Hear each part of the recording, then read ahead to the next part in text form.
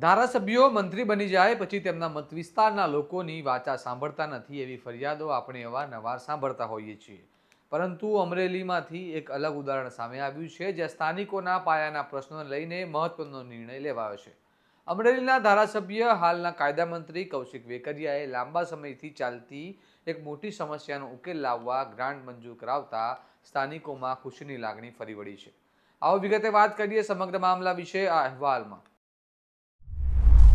નમસ્કાર, હું ચિરાગ વર્ષાબેન, આપ જોઈ રહ્યા છો સ્વમાન.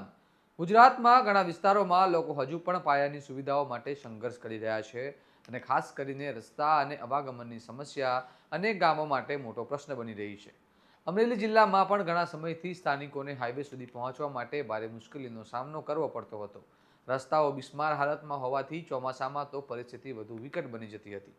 આ સમસ્યાને ધ્યાનમાં લઈને અમરેલીના ધારાસભ્ય અને કાયદા મંત્રી કૌશિક વેકરિયાએ સરકાર પાસેથી રસ્તાના કામ માટે અંદાજે 170 લાખ રૂપિયાની ગ્રાન્ટ મંજૂર કરાવી છે અને સાથે જ બ્રિજના નિર્માણ માટે આશરે 22 કરોડ રૂપિયાની ગ્રાન્ટ પણ મંજૂર કરાવી છે.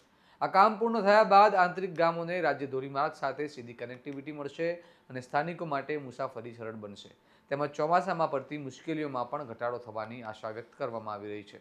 આ નિર્ણય બાદ સ્થાનિકોમાં સંતોષ અને ખુશીની લાગણી જોવા મળી રહી છે, કારણ કે ઘણા સમયથી જે પ્રશ્નો ઉકેલાયા નહોતા તે હવે ઉકેલાયા તેવી આશા જાગી છે. પરંતુ સાથે એક મહત્વનો સવાલ પણ ઊભો થયો છે કે આવી સમસ્યાઓ વર્ષો સુધી બાકી કેમ રહે છે?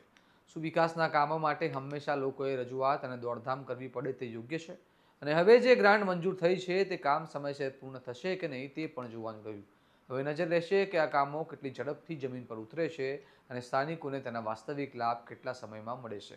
તમારું શું મંતવ્ય છે તેમને કમેન્ટ બોક્સમાં જરૂર જણાવો.